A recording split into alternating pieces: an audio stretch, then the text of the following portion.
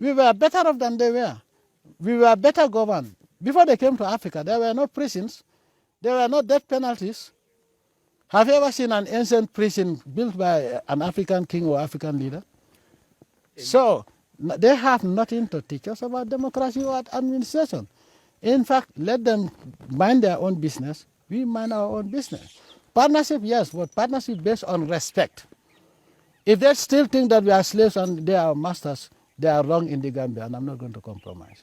But Mr. President, today's youth here in the Gambia, many of whom are unemployed, when they wonder why they're in that situation, they won't be pointing their fingers at the IMF, World Bank, the EU.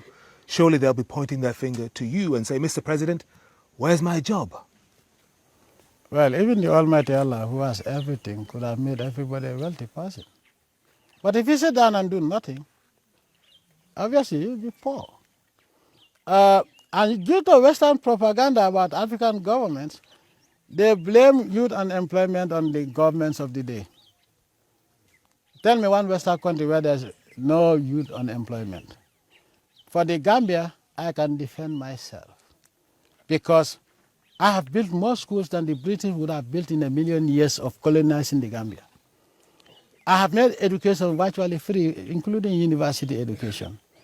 From 1994 to date, I have sponsored more than 250,000 students, irrespective of their the political affiliation of their parents. And I'm making education accessible to even the son of a fisherman. That is what I can do, give you the skills, give you the tools. Now, if you sit down and think that you cannot be dirty because you are important, then it's up to you. I could have sat down and said, I will not lack food, but that will not take my country forward. And that's why I want everybody to be dignified. But unemployment is everywhere.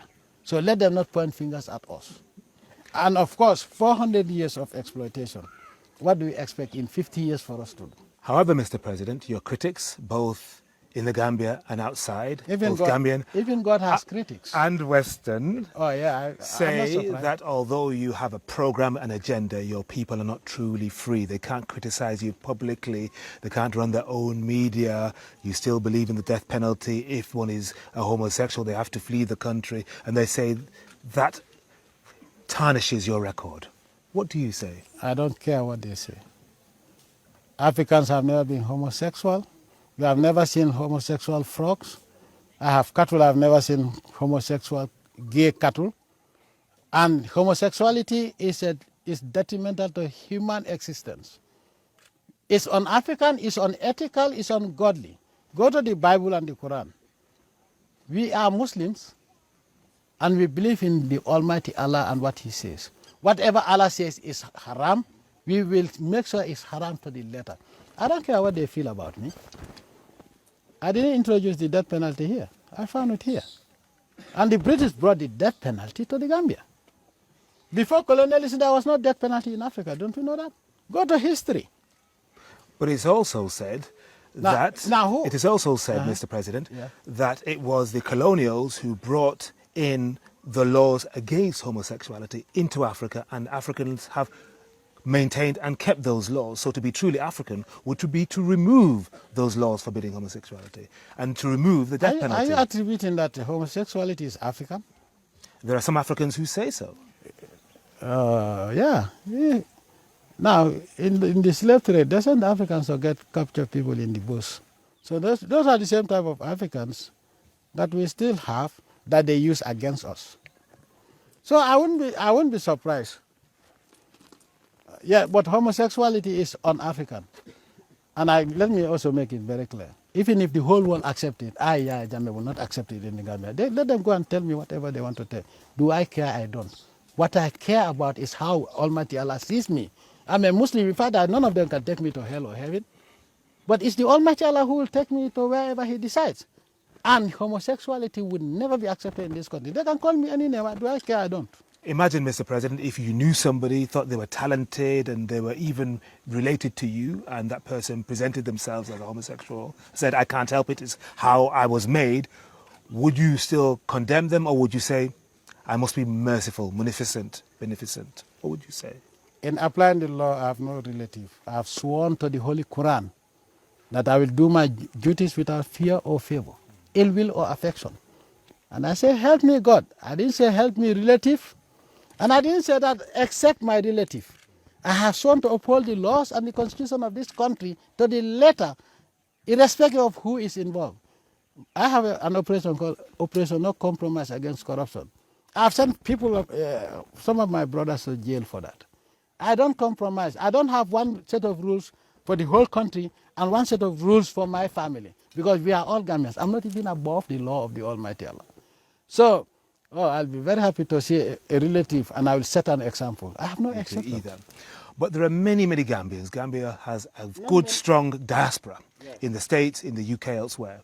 Some of them say they can't come home while you are president because they feel they will be detained because they've been in opposition, because they have a different notion of how the Gambia should develop.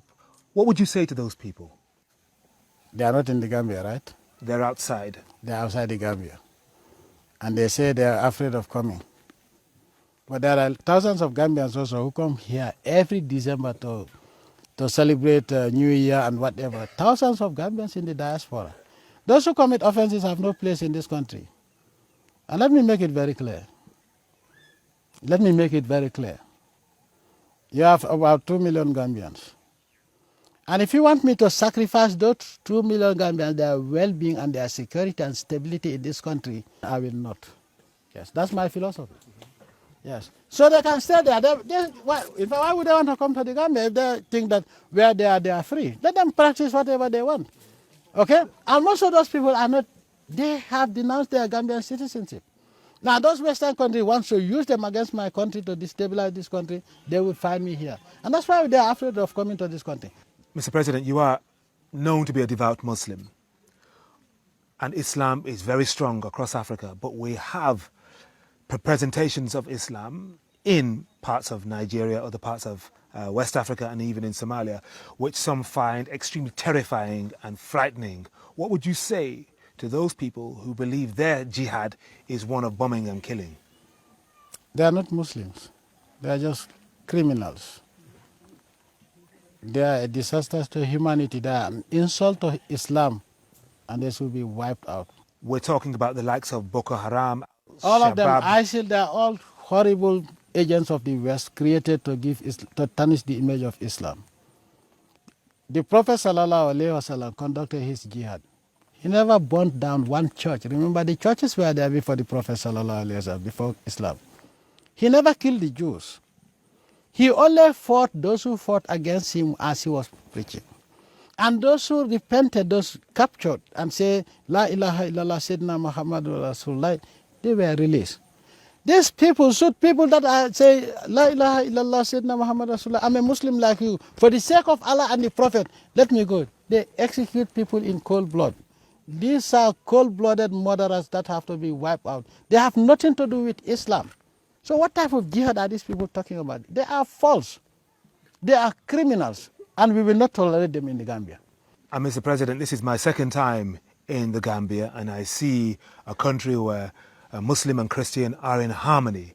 How do you maintain that, given that not too far away there are all kinds of extremists who are looking for a new home? Well, Gambia would be the wrong place for extremists. We practice pure Islam. If there's anything that we call fundamentalist Islam, is us, the Gambians, which says absolute peace and stability, submission to the will of Allah. If you are a true Muslim and you submit to the will of Allah, you will accept human diversity because the Almighty Allah created us like that. If you come in December, you think that the whole country is Christian. You come during the month of Ramadan, you think that the whole country is Muslim. This is what we believe in, living in peace according to the teachings of the Holy Quran. So if they are looking for a new home, Gambia is certainly off limits. We don't believe in hate. That is not a religion. We don't believe in killing innocent people at a market or bombing people in a mosque, and you call yourself a Muslim? Not even in a church. Killing innocent people, they didn't say killing innocent Muslims. They say killing innocent people is haram. What have people going to a marketplace? What have they done wrong? School children, what have they done wrong? This is political. It has nothing to do with Islam. Until recently, people both in Africa and outside were saying Africa is rising, the continent is being uplifted. But because of what has happened this year with the Ebola crisis, they're saying maybe this rise wasn't quite so robust, quite so strong. Where do you think Africa is at this point? Well, there are powerful forces that want to see Africa fall instead of rise. And everybody is talking about Africa rising, and by the grace of the Almighty Allah, the rise of Africa cannot be stopped. But they do everything possible to make sure that each time we go forward, they bring us down. When Africa was so prosperous and they were so poor, they came and colonized us for 400 years and reversed our advancement. But this time around, whatever they do, they bring Ebola or any other virus, Africa is going to rise because that's what the Almighty Allah say, and we are going to rise up. So most of what they're talking about is even propaganda. Because look at how interesting it is. The origin of Ebola is then Zaire. DRC is one of the richest countries in natural resources. And then you look at West Africa, where it started Guinea. Guinea is West Africa's equivalent of DRC. Sierra Leone, diamonds, Liberia.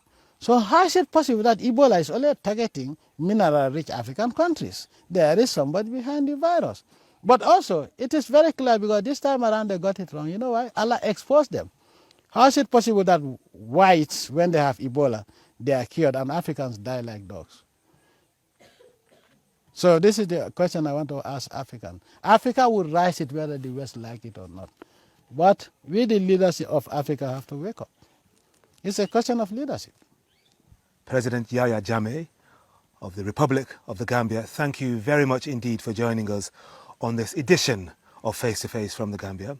I'm Henry Bonsu. Thank you for joining us and keep on watching Press TV.